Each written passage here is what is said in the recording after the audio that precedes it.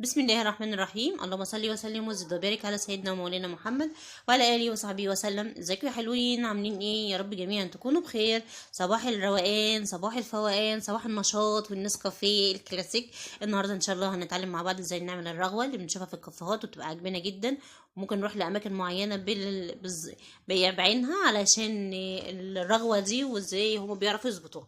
النهارده هنعملها مع بعض بطريقه سهله وبسيطه. شايفه البرطمان ده عباره عن 50 جرام بس، لكن هنطلع منه كمية رغوة عالية جدا هتكفيكي فترة طويلة، وهتعملك عدد مجات من النسكافيه المظبوط اللي يعدل الدماغ كتيرة جدا. تعالوا نجرب مع بعض ونشوف هنعمله ازاي. نقول بسم الله وهنفضي كل البرطمان ده في مج، يعني هو المج ده هو البرطمان ده هو المج ده كل اللي فيه، ما عدا المعلقه اللي انت شفتيها دي اللي انا سايباها للزينه بس. انت حابه تسيبيها سيبيها، مش حابه تسيبيها عادي يعني. ضيفيها للمج بتاعي. المج ده قصاده مج برده من السكر، نفس الكميه او نفس المعيار من النسكافيه قصاده سكر بالظبط. فانا عندي هنا مج من النسكافيه او القهوه سريعه الذوبان. وهضيف عليها مج من السكر العادي الحبيب العادي. لو انت حابه دايت استخدمي السكر الدايت برضو نفس الكميه. وعندي ربع كوبايه من الميه او اللبن. زي ما انت حابه تستخدمي لبن مفيش مشكله، حابه تستخدمي ميه مفيش مشكله. المهم ما تزيدش عن ربع كوبايه، حتى لو زودتي سكر شويه مسموح ممكن تزودي سكر شويه، لكن الميه ما ينفعش تزودي اكتر من كده. هنضيف كل الكميه دي في الخلاط ونبدا نضرب بقى لحد لما نوصل للرغوه اللي احنا عايزينها. في الاول هتلاقي اللون غامق قوي زي ما انت شايفه كده، اسود قوي كده، وبعدين يبدا يفتح درجه درجه لحد ويعلى، يعني كل ما يفتح كده يعلى ويتقل معاكي. الاول بيبقى ميه عباره عن سائل كده وميه، لكن بعد كده تلاقيه يبدا يمسك كده ويتماسك ويعلى ويفتح لحد لما يوصل للقوام اللي انت شفتيه في اول الفيديو، اللي شبه الكريمه بالظبط، شبه الكريم كانك بتضربي، عارفه لما بتضربي الكريم شانتيه كده، نفس القوام بالظبط. بتتحكمي بقى في درجه الفوم اللي انت عايزاه. يعني انت لو حابه انك تستخدمي معلقه من النسكافيه ده وتديكي رغوه مثلا قد سنتي او 2 سنتي، بتقدري تتحكمي من هنا.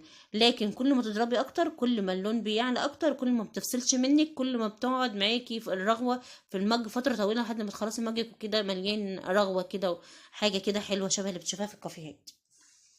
اي هنا هو المفروض على كده كده جاهز وحلو قوي وقوامه حلو، لكن احنا هنستمر برضو، حابين ايه نوصل لاعلى واعلى كمان. فنصبر كده وهنبدا نضرب تاني وننزل كل اللي في الجناب كده. هو واضح قوي اهو ان هو وصل لقوام حلو جدا وفي رغوه عاليه جدا ومتماسكه. لكن احنا بقى ايه نزود كمان، يعني ما نقولش لا. شايفه هو باينه في الخلاط اهي ان هي كده كويس، لكن انا حابه انه يعلى اكتر معايا وكمان لونه يفتحها اكتر علشان ما يفصلش مني خالص. شايفة اهو كده بدأ يعلى معانا وقوام يتماسك اكتر ولونه يفتحها اكتر. وكل ما يعلى ويتحول لكريمي اكتر كل ما بصراحة بيبقى بالنسبة لي مفضل. فالناس اللي هي بتحب الفومات او تحب الرغوة دي تصبر شوية وتضرب، كل ما تضربي كل ما تاخدي نتيجة كويسة.